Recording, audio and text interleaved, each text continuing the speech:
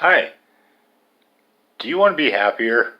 I mean, it's kind of a ridiculous question because who doesn't want to be happier? And I offer this video because there are strategies and there's information for all of us to use that is researched and scientifically validated for decades now.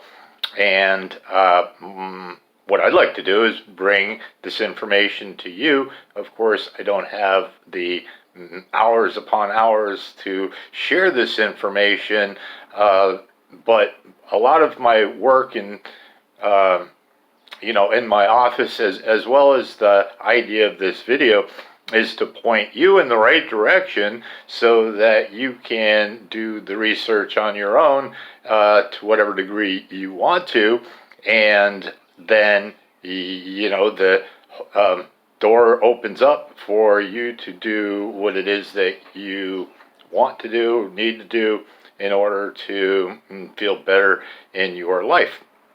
And so, with that said, the idea of happiness is maybe a little bit tricky for a lot of us to conceive. In the world of psychology, the idea is that your life has a sense of joy and contentment or positive well being, absence of a whole lot of negativity.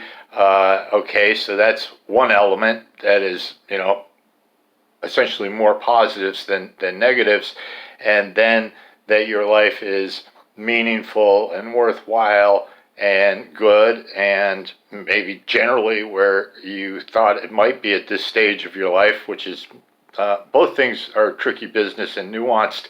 And a lot of this information is really nuanced. So that's why I, perceive that it's going to take probably a couple of videos to sort it all out. And for example, the idea of there's more positive than negative in our lives harkens back to some of the videos I've done about anger and stress in regards to the idea that when we reframe any experience, that we can cause it to be a more positive experience than a negative experience. And this is something that we can train our mind to do with regularity. So, for example, if I'm stuck in traffic and I'm upset because the traffic's going nowhere, and I remember that I'm real fortunate to have a car in the first place and to be stuck on an American road going to hopefully someplace that's worthwhile, job or family or something like that. There are literally billions of people in the world who would kill for my problem at that moment. If I remember that, and I remember that I always get to where I need to go to, then I'm in a much better mind space than just sitting there steaming. Also, there's a whole nuanced, tricky business about this idea that life is good and meaningful. The notion of, okay, well, what stage is this person in? Does the fact that they're adolescent, which most people in adolescence don't really have an idea of where they're going or whether their lives are worthwhile, or did we have overly high expectations of where we would be, and are we living a life that is meaningful to us versus somebody who became a lawyer because their father or mother was a lawyer and expected that of them, but what they really wanted to be was an artist. Well, to that person, they might be a very successful lawyer making tons of money, but not really feel like their life is meaningful and worthwhile compared to what they want to be doing. So these things are pretty tricky. And So, there's a lot of details and, like I said, nuances to this stuff. Hold on.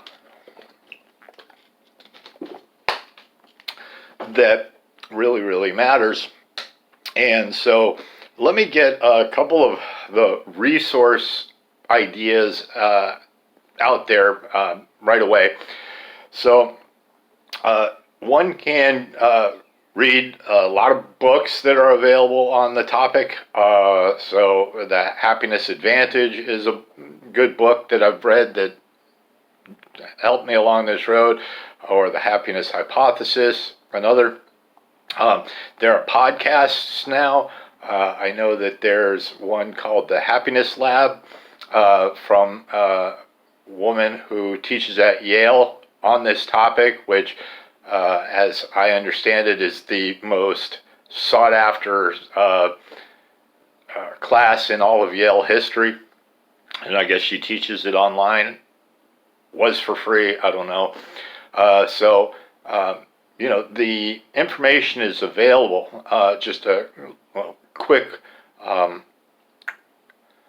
recap or quick history. I'll be name dropping a little bit here, but it's germane to the topic. So Martin Seligman in Harvard was the first guy to really focus on this idea of positive psychology, which started with this idea, really goes way back to Maslow in the late 50s. And for those who are not familiar with Maslow, his most famous contribution to psychology is this thing called his hierarchy of needs, which indicates that if we don't have our basic needs met, then we can't move to the next step of our well-being. So if all we're doing is scrambling to eat or seek shelter, then finding what he calls self-actualization is way out of the realm of probability. You got to get those basic needs met before you can move on to the next step of your wellness, which, if I remember correctly, is like social interactions. And all of these things are just massively important as we unpack this whole thing. And so he identified that there's, I think what he called was motivation and positivity, or motivation in psychology, where he started to identify that there are those people who not just suffer from mental illness, but seem to thrive with mental wellness. Mental illness, mental wellness, yeah.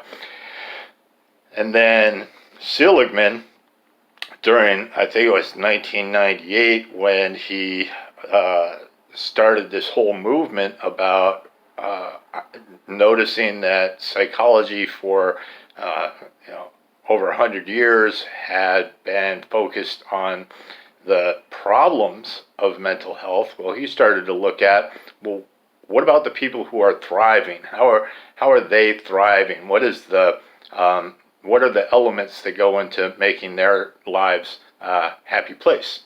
And so therein started the whole movement of positive psychology and the research on it, which again, can be real seemingly contradictory. So, some ideas that come to mind about the contradictions in some of this is, for example, the whole idea of, can money buy happiness? Well, yes and no. It can buy happiness if, as I had stated earlier, you're at the low rung of the hierarchy of needs.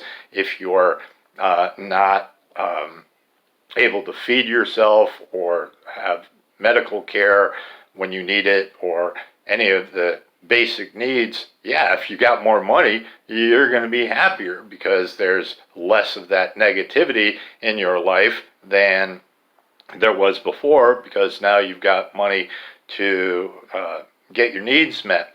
On the other hand, there's a point at which, if our needs are basically met, and for most people in this country, I think the dollar amount is like $40,000, so long as you got insurance and that kind of a thing, that the increase in money doesn't matter unless you're spending it for things like free time.